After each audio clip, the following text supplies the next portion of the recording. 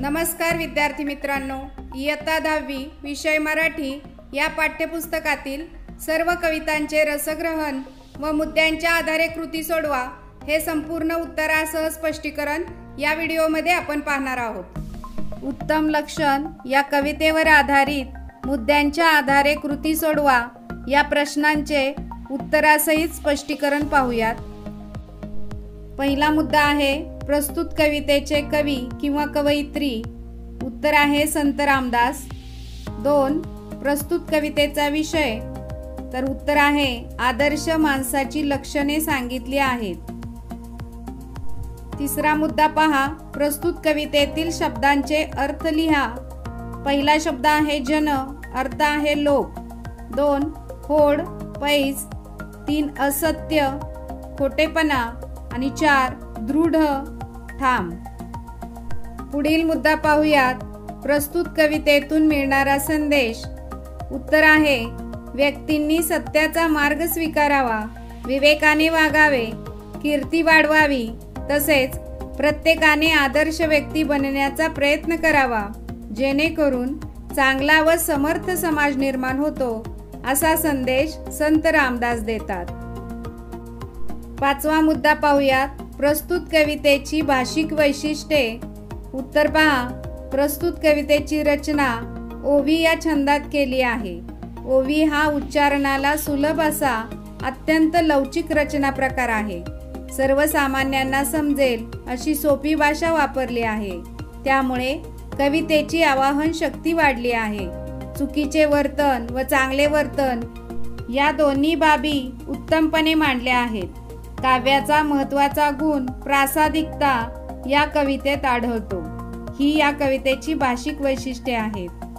पुढील मुद्दा पहा, कवितेतून व्यक्त होणारा विचार। उत्तर आहे आदर्श व्यक्तीने काय करावे आणि काय करू नये हे या कवितेत सांगितले आहे। नेहमी सावध मनाने वागावे, इतरांना सहकार्य करावे, कोणाशीही कपटाने वागू नये, तोंडाळ वाचाळ माणसांना टाळावे, परावलंबी होऊ नये, नेहमी सत्याने वागावे, हा विचार या कवितेतून व्यक्त होतो। पुढील मुद्दा पहा, कवितेतील दिलेल्या ओळींचा सरळ अर्थ लिहा।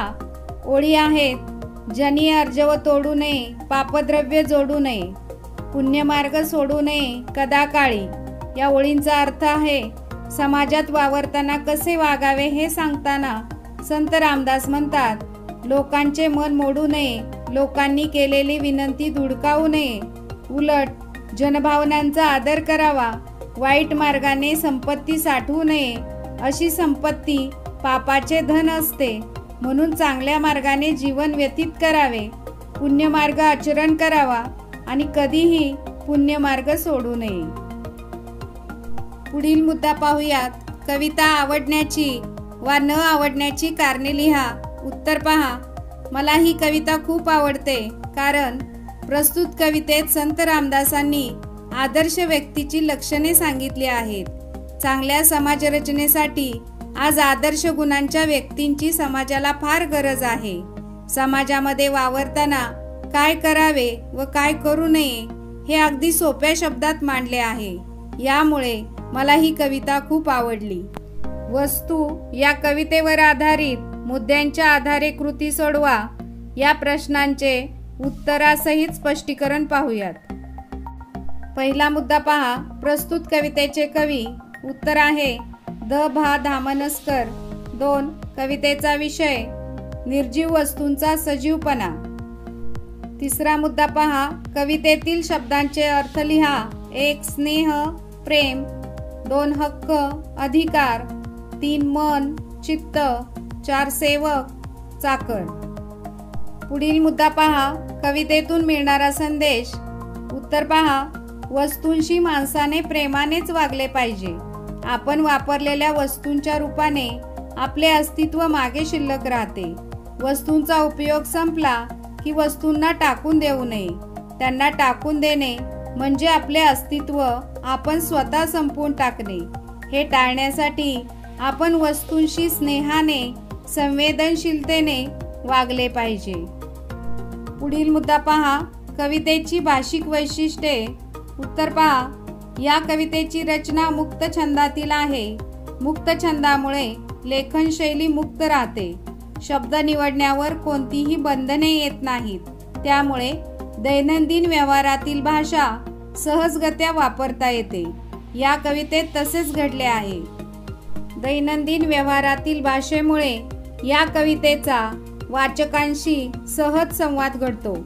साध्या पण अवाहक शब्दातून मोठे तत्व येथे व्यक्त होते. अत्यंत हळूवार संवेदनशील भावना कवी नेहमीच्याच साध्या शब्दातून व्यक्त करतात. पुढील मुद्दा पहा. कवितेतून व्यक्त होणारा विचार. उत्तर पहा. निर्जीव वस्तूंना आपण मन नसते असे म्हणतो. कवींच्या मते त्यांना मन असते, भावना असते, त्या संवेदनशील असतात. त्यांच्या दर्शनाने त्या वापरणाऱ्याचे व्यक्तिमत्व लक्षात येते. म्हणून माणसाने वस्तूंशी प्रेमाने, आत्मीयतेने वागले पाहिजे. आपण माणसांशी वागतो तसेच वस्तूंशी वागले पाहिजे, असा महत्त्वाचा विचार या कवितेतून मांडला आहे. पुढील मुद्दा पहा. कवितेतील ओळींचा सरळ अर्थ लिहा. कवितेच्या ओळी आहेत. वस्तूंना जपावे, लाडावूनही ठेवावे, त्या पुढे जाऊन त्याच जिवंत ठेवणार आहेत आपला स्नेह नंतरच्या काळातही. उत्तर पहा. कवी म्हणतात, वस्तूंना जीव असतो, मन असते, म्हणून त्यांना जपणे गरजेचे आहे. त्यापुढे त्यांचे आपण लाडही करावेत, कारण पुढच्या काळात आपल्यातले प्रेम त्याच कायम जिवंत ठेवणार आहेत. पुढील मुद्दा पहा. कविता आवडण्याची वा न आवडण्याची कारणे. उत्तर पहा. ही कविता मला खूप आवडते. एक वेगळाच विषय या कवितेतून मांडला आहे. आपण वस्तू आणि ती वापरणारा माणूस यांना वेगळे वेगळे मानतो. वापरकर्त्या व्यक्तीच्या मनाप्रमाणे वस्तूचे स्वरूप घडते. म्हणजे वस्तूवरून वापरकर्त्याचे मन कळते. आपण वस्तूशी प्रेमाने वागतो, म्हणजे स्वतःशीच प्रेमाने वागत असतो, असा वेगळा नाविन्यपूर्ण भाव या कवितेतून व्यक्त होतो. म्हणून ही कविता मला आवडते. कविता आश्वासक चित्र या कवितेवरील मुद्द्यांच्या आधारे कृती सोडवा या प्रश्नाचे उत्तरासहित स्पष्टीकरण पाहूयात. पहिला मुद्दा पहा. प्रस्तुत कवितेच्या कवयित्री. उत्तर आहे नीरजा. दुसरा मुद्दा.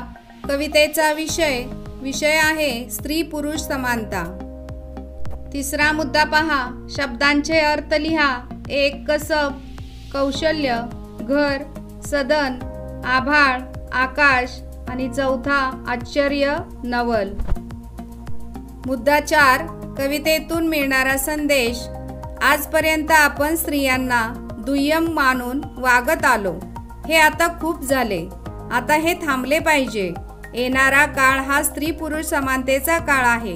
त्या काळाला साजेसे जीवन जगण्यासाठी आपल्याला आता स्त्री पुरुष समानतेचे तत्व अंगीकारावे लागणार आहे. हा संदेश या कवितेतून मिळतो. पाचवा मुद्दा पहा. कवितेची भाषिक वैशिष्ट्ये. ही मुक्तछंदातली कविता आहे. मुक्तछंदामुळे दैनंदिन व्यवहारातली भाषा कवितेत वापरली गेली आहे. साध्या विधानातून कवयित्री खोलवरचे विचार मांडतात. लहान मुलांच्या खेळाचे चित्रण हे या कवितेतील सुंदर प्रतीक आहे. या प्रतीकातून आधुनिक जगातील स्त्री पुरुष समानता हा फार मोठा विचार अगदी सहजपणे व्यक्त होतो. हातात हात असेल या वाक्यखंडातून कवितेतील मुलगा व मुलगी यांच्या भावी आयुष्यातील सामंजस्य प्रत्ययकारकतेने प्रकट होते. पुढील मुद्दा पाहूयात. कवितेतून व्यक्त होणारा विचार. अजूनही समाजाने पूर्णपणे स्त्री पुरुष समानता अंगीकारलेली नाही, हे निराशाजनक आहे. परंतु भावी काळ हा स्त्री पुरुष समानतेचाच असणार आहे. म्हणून सर्वांनी स्त्री पुरुष समानतेचे तत्व आतापासूनच मान्य करून ते अंगीकारले पाहिजे, असा विचार या कवितेतून मांडला आहे. पुढील मुद्दा पाहूयात. कवितेतील ओळींचा सरळ अर्थ लिहा. कवितेच्या ओळी आहेत. हळूहळू शिकेल तोही, आपलं कसब दाखवतानाच घर सांभाळणं, तापलेल्या उन्हाच्या आडोशाला बसून. याचा अर्थ आहे, तापलेल्या उन्हात सावलीच्या आडोशाला बसून तो मुलगा आपले कौशल्य दाखवताना घर सांभाळणेही हळूहळू शिकेल. हळूहळू तो संसारातील स्त्रियांची घरगुती कामेही शिकेल असा अर्थ या ओळींचा आपल्याला सांगता येईल. पुढील मुद्दा पाहूयात. कविता आवडण्याची वा न आवडण्याची कारणे. उत्तर पहा. ही कविता मला खूप आवडली आहे. ही आजची आमच्या पिढीची कविता आहे. आमच्या मनातला भाव, आमचे विचार या कवितेतून व्यक्त होतात.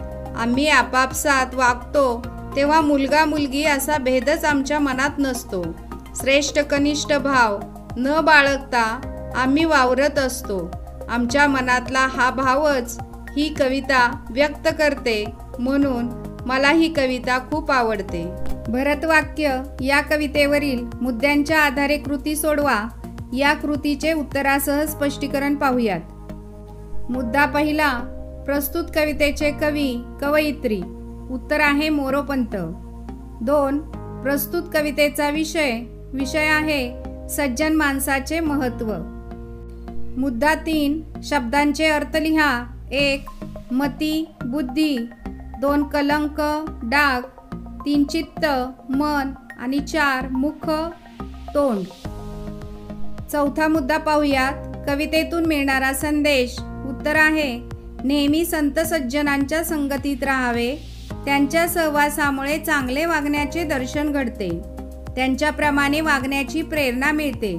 त्यांच्या विचारांसारखे विचार आपण अंगीकारू लागतो. तसेच नेहमी देवाचे नामस्मरण करीत राहावे, म्हणजे वाईट कल्पना, वाईट विचार आपल्या मनाला शिवत नाहीत. मुद्दा 5. कवितेची भाषिक वैशिष्ट्ये. ही कविता आर्या या वृत्तात लिहिलेली आहे. या आर्याची चालही जनमानसात खूप लोकप्रिय झालेली आहे. कर्णमधुर चालीमुळे ही कविता गुणगुणत राहावीशी वाटते. या कवितेत सुजनवाक्य, सदंग्री कमळी, पूजन विघ्न बाधा, सदुक्त मार्गी, स्वतत्व, कुशलधाम नामावली यासारखे संस्कृत प्रचूर शब्द आहेत. अशा शब्दांनी भारदस्तपणा येतो. त्याचबरोबर घडो, पडो, जडो, मुरडिता, हटाने, ढळो यासारखे अस्सल मराठी शब्दही या कवितेत आढळतात. त्यामुळे आशय सामान्य लोकांपर्यंत पोहोचवण्यास मदत होते. भाषा आवाहक बनते. यमक प्रधानता असल्यामुळे सुंदर लय व खटकेबाज नादमयता निर्माण झाली आहे. पुढील मुद्दा पहा. कवितेतून व्यक्त होणारा विचार. माणसाने सतत परमेश्वराचे नामस्मरण करावे. दुराभिमान, गर्विष्ठपणा, वाईट विचार आपल्या मनातून नष्ट झाले पाहिजेत. चांगल्या विचारांचे वळण लागावे अशी इच्छा मोरोपंत व्यक्त करतात. चांगले वागणे म्हणजे काय हे समजून घेण्यासाठी सदोदित सज्जनांच्या संगतीत राहावे. लोकांनी सज्जनांचे वागणे, त्यांचे बोलणे, त्यांचे विचार अंगीकारावेत. हा विचार या कवितेत मांडला आहे. पुढील मुद्दा पाहूयात. कवितेतील ओळींचा सरळ अर्थ. कवितेच्या ओळी आहेत. सुसंगती सदा घडो, सुजनवाक्य कानी पडो, कलंक मतीचा झडो, विषय सर्वथा नावडो. याचा अर्थ आहे नेहमी सज्जन माणसांची मैत्री करावी, सुविचार ऐकावेत, बुद्धीतील वाईट विचार झडून बुद्धी शुद्ध करावी, कामवासनेपासून संपूर्ण नावड निर्माण व्हावी. अशा प्रकारे माणसाने चारित्र्य संपन्न व्हावे. पुढील मुद्दा पहा. कविता आवडण्याची वा न आवडण्याची कारणे. उत्तर पहा. ही कविता मला आवडते कारण लहानपणापासून मी ती ऐकत आलो आहे. लहानपणी ती पाठही केली होती. कवितेत चांगले वागण्याचा सल्ला दिला आहे, पण चांगले म्हणजे काय हे सोप्या पद्धतीने सांगितले आहे. सज्जन माणूस जसे वागतो, बोलतो, विचार करतो तसे म्हणजे चांगले. इतकी सोपी कल्पना वापरून आपले म्हणणे सांगितले आहे. खोद आणखी थोडेसे. या कवितेमधील मुद्द्यांच्या आधारे कृती सोडवा. या प्रश्नाचे उत्तरासहित स्पष्टीकरण पाहूयात. पहिला मुद्दा पाहूयात. प्रस्तुत कवितेचे कवी किंवा कवयित्री. उत्तर आहे आसावरी काकडे. 2. प्रस्तुत कवितेचा विषय. तर विषय आहे प्रयत्नवाद व सकारात्मकता ही मूल्ये रुजवणे. तिसरा मुद्दा पहा. शब्दांचे अर्थ लिहा. 1. गाणे, गीत. 2. झरा, निर्झर. 3. बळ, शक्ती आणि 4. जरासे, थोडेसे. चौथा मुद्दा पाहूयात. कवितेतून मिळणारा संदेश. आपल्या आयुष्यातला प्रत्येक क्षण सुखाने व यशाने भरलेला नसतो. खरे तर सदोदित अडचणीच असतात. या अडचणींना घाबरून आपण खचून जाता कामा नये. थोड्याशा प्रयत्नानेही यश मिळेल असा सकारात्मक दृष्टिकोन बाळगला पाहिजे. जग अगदीच वाईट नाही किंवा सगळीकडे वाईटपणा वा खोटेपणाच भरलेला आहे असे मानू नये. प्रयत्न करीत राहिले पाहिजे असा संदेश या कवितेतून मिळतो. पुढील मुद्दा पाहूयात. कवितेची भाषिक वैशिष्ट्ये. प्रत्येक चरणात 8 अक्षरे, दुसऱ्या व चौथ्या चरणात यमक आणि प्रत्येक कडव्यात 4 चरण अशी या ओवीची रचना असते. कवितेला आपोआपच गेयता लाभली आहे. नादानुकूल शब्दकळा व ओघवती भाषा यामुळे कवितेला सौंदर्य प्राप्त झाले आहे. या कवितेत संपूर्ण आशावाद भरलेला आहे. या कवितेतील प्रत्येक कडव्यातील शेवटच्या 2 ओळी मनात उमेद निर्माण करतात. पुढील मुद्दा पाहूयात. कवितेतून व्यक्त होणारा विचार. जीवनात खूप कष्ट उपसावे लागतात, तरीही अनेकदा यश हुलकावणी देते. कधीही प्रयत्न केल्याबरोबर वा कष्ट घेतल्याबरोबर लागलीच यश मिळत नसते. माणसे त्यामुळे नाउमेद होतात. असे माणसाने कधीच नाउमेद होऊ नये. सतत प्रयत्न करीत राहावे. आपल्याला यश मिळेलच अशी आशा बाळगावी असा विचार या कवितेतून व्यक्त केला आहे. पुढील मुद्दा पाहूयात. कवितेतील ओळींचा सरळ अर्थ. ओळी आहेत. जरा लागेलच तिथे खोद आणखी जरासे, उमेदीने जगण्याला बळ लागते थोडेसे. या ओळींचा अर्थ आहे धीर धरून आणखी थोडे मातीत खण, म्हणजे तुला तेथे निर्मळ झरा लागेल. उमेदीने जगण्यासाठी थोडी मनाची शक्ती आवश्यक आहे. समृद्ध जगण्यासाठी आत्मबळ गरजेचे आहे. शेवटचा मुद्दा पाहूयात. कविता आवडण्याची वा न आवडण्याची कारणे. ही कविता मला खूप आवडली आहे. ही कविता वाचता वाचता मनातील निराशेचे मळब दूर होते. प्रयत्न करीत राहण्यातच यशाचा मार्ग आहे हे मनोमन पटते. थोड्याशा प्रयत्नाने, थोड्याशा बळाने ही उमेद निर्माण होते. या शब्दांनी मनाला उभारी येते. ही कविता माणसाला चांगले जीवन जगण्याची प्रेरणा देते. आकाशी झेप घेरे या कवितेवरील मुद्द्यांच्या आधारे कृती सोडवा. या प्रश्नाचे उत्तरासहित स्पष्टीकरण पाहूयात. पहिला मुद्दा आहे प्रस्तुत कवितेचे कवी किंवा कवयित्री. उत्तर आहे जगदीश खेबुडकर. 2. प्रस्तुत कवितेचा विषय. विषय आहे स्वसामर्थ्य व स्वातंत्र्य मोलाचे असते. पुढील मुद्दा पाहूयात. शब्दांचे अर्थ. 1. पाखरू पक्षी. 2. काया शरीर. 3. व्यथा दुःख आणि 4. सोने सुवर्ण. मुद्दा 4. प्रस्तुत कवितेतून मिळणारा संदेश. उत्तर पहा. माणसाने कष्टावर प्रयत्नावर विश्वास ठेवला पाहिजे. असेल हरी तर देईल खटल्यावरी असे मानू नये. नशिबाने काहीही मिळत नाही. प्रयत्नाने आपण आपले नशीब घडवत असतो. तसेच केवळ देहाला तृप्त करणारी सुखे महत्त्वाची नसतात. ती तात्कालिक असतात. ती चिरकाल टिकत नाहीत. आपल्या प्रत्येकाने गगनात भरारी मारली पाहिजे. त्यातच खरे सुख असते असा संदेश ही कविता देते. मुद्दा 5. प्रस्तुत कवितेची भाषिक वैशिष्ट्ये. वैशिष्ट्ये पाहूयात. ध्रुपद व कडवी अशी या गीताची सुटसुटीत रचना आहे. रसाळ शब्दकळा व नेमके मर्म सांगणारी भाषा हे या कवितेचे प्रमुख वैशिष्ट्य आहे. पिंजरा हे पारतंत्र्याचे प्रतीक, तर पंख हे मुक्तपणे आकाशात विहार करण्याचे प्रतीक. दर्या डोंगर, सरिता सागर ही सर्व अडचणींची प्रतीके. सर्वसामान्य लोकांना सहज कळतील, आशय थेट मनाला भिडेल अशी ही सोपी साधी प्रतीके कवींनी वापरली आहेत. फळ रसाळ मिळते याप्रमाणे अनुप्रासांचा सुंदर उपयोग केलेला आहे. म्हणून ही कविता रसाळ प्रासादिक बनली आहे. पुढील मुद्दा पाहूयात. प्रस्तुत कवितेतून व्यक्त होणारा विचार. माणसे अनेकदा दैवाच्या आहारी जातात. नशिबावर भरवसा ठेवतात. नशिबात असेल तेच मिळेल, अधिक काहीही मिळणे शक्य नाही अशी त्यांची ठाम समजूत असते. कवी जगदीश खेबुडकर ही समजूत दूर करायला सांगतात. त्यांच्या मते माणसाने स्वतःचे सामर्थ्य ओळखले पाहिजे आणि कठोर परिश्रमांना सिद्ध झाले पाहिजे. कठोर परिश्रम केले तर यश नक्कीच मिळते. प्रयत्नवाद हाच खरा विचार या कवितेतून व्यक्त केला आहे. मुद्दा क्रमांक 7 पाहूयात. कवितेतील ओळींचा सरळ अर्थ. कवितेच्या ओळी आहेत. कष्टाविन फळ ना मिळते, तुझं कळते परी न वळते. उत्तर पहा. कष्ट केल्याशिवाय फळ मिळत नाही, आयते सुख मिळत नाही. सुख मिळवण्यासाठी मेहनत करावी लागते, हे तुला म्हणजे माणसाला कळते, पण ते कृतीत आचरणात आले पाहिजे असा या ओळीचा अर्थ सांगता येईल.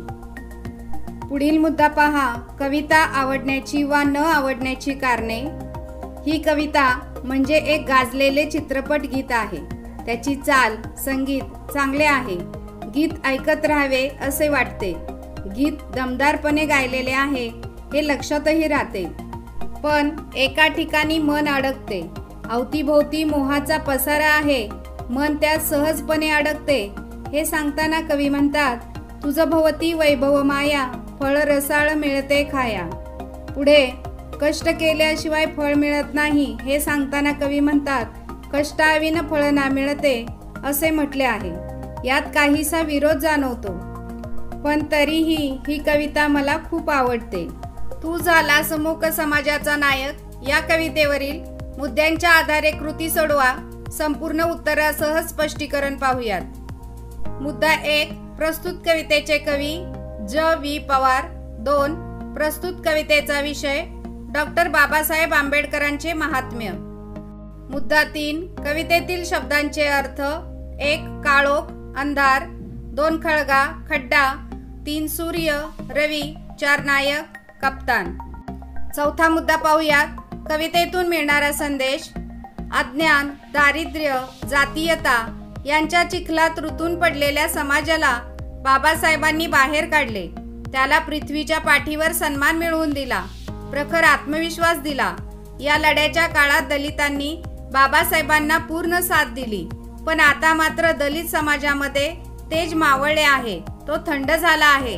तेव्हा या दलित समाजाने पुन्हा पूर्वीप्रमाणे सर्व ताकदीनिशी उठावे आणि पुन्हा एकदा विषमतेविरुद्ध लढ्याला सिद्ध व्हावे अशी इच्छा कवी व्यक्त करतात. हाच या कवितेचा संदेश आहे. मुद्दा 5. कवितेच्या कवींची लेखन वैशिष्ट्ये. कविता मुक्त छंदात आहे. तू परिस्थितीवर स्वार झालास, इतिहास घडवलास, रणशिंग फुंकलेस, गुलामांच्या पायातल्या बेड्या तोडल्यास, आकाश हादरलं, पृथ्वी डचमळली, 14 तळ्याला आग लागली यासारख्या लढवय्या शब्दप्रयोगांनी कविता ओजस्वी बनली आहे. पूर्वी दलित समाज बाबासाहेबांच्या नेतृत्वाखाली खवळून उठला होता. तथाकथित उच्चवर्णीयांमध्ये खळबळ माजली होती. हे 14 तळ्याला आग लागली या शब्दप्रयोगातून प्रखरपणे व्यक्त होते. आता दलित समाज शांत झाला आहे ही बाब 14 तळ्याचे पाणी थंड झालंय या शब्दातून व्यक्त होते. पुढील मुद्दा पाहूयात. कवितेतून व्यक्त होणारा विचार. पारंपरिक वर्णव्यवस्थेने नाकारलेल्या व दैन्य दारिद्र्याच्या चिखलात खितपत पडलेल्या समाजाला डॉक्टर बाबासाहेब आंबेडकरांनी बाहेर काढले. त्याला आत्मविश्वास दिला, स्वतःच्या पायावर उभे केले. संपूर्ण दलित समाज त्यावेळी बाबासाहेबांच्या पाठीशी उभा राहिला. 14 तळ्याच्या सत्याग्रहाला दलित चळवळीला तेज प्राप्त करून दिले. पण आता मात्र तोच दलित समाज थंड झाला आहे. त्याचे बाबासाहेबांनी मिळवून दिलेले तेज आता विरून गेले आहे. याविषयी खंत कवींनी या कवितेत व्यक्त केली आहे. पुढील मुद्दा पाहूयात. कवितेतील ओळींचा सरळ अर्थ. कवितेच्या ओळी आहेत. आज 50 वर्षांनी अनुभवतोय, सूर्यफुले तुझा ध्यास घेतायत, बिगुल प्रतीक्षा करतोय, 14 तळ्याचं पाणी तेही आता थंड झालंय. या ओळींचा अर्थ असा आहे. 14 तळ्याच्या संग्रामाला 50 वर्षे उलटून गेल्यावर कवी डॉक्टर बाबासाहेबांना उद्देशून म्हणतात, सुख समृद्धीचे प्रतीक असलेली सूर्यफुले अजून तुमचा ध्यास घेत आहेत. संघर्षाला प्रवृत्त करणारा बिगुल अजून तुमची वाट पाहत आहे. संघर्ष मावळलेला आहे, कारण 14 तळ्याचे पाणी थंड झाले आहे, ते पुन्हा पेट घेईल. 8वा मुद्दा पाहूयात. कविता आवडण्याची वा न आवडण्याची कारणे. ही कविता अतिशय चांगली आहे. ओजस्वी शब्दांनी ओतप्रोत भरलेली आहे. कविता वाचत वाचत जाता बाबासाहेबांची महानता स्पष्ट होत जाते. त्यांनी दलित समाजाला दिलेल्या तेजाचा प्रत्यय येतो. शेवटच्या कडव्यात मात्र कलाटणी आहे. शेवटच्या कडव्याच्या आधीच्या कडव्यात प्रखर तेजाचा प्रत्यय येत राहतो. मात्र आता तोच दलित समाज शांत थंड झाल्याची दुःखद जाणीव व्यक्त होते. ही दुःखद जाणीव शेवटच्या केवळ 4 ओळींमध्ये व्यक्त झाली असतानाही आधीच्या जाज्वल भक्तीच्या पार्श्वभूमीवर मनाला व्याकुळ करते. हा दुःख भाव हाच या कवितेचा आत्मा आहे. तुम्हाला हा व्हिडिओ कसा वाटला ते कमेंटमध्ये लिहून कळवा आणि व्हिडिओ आवडल्यास लाईक करा, शेअर करा आणि सबस्क्राईब करा. धन्यवाद.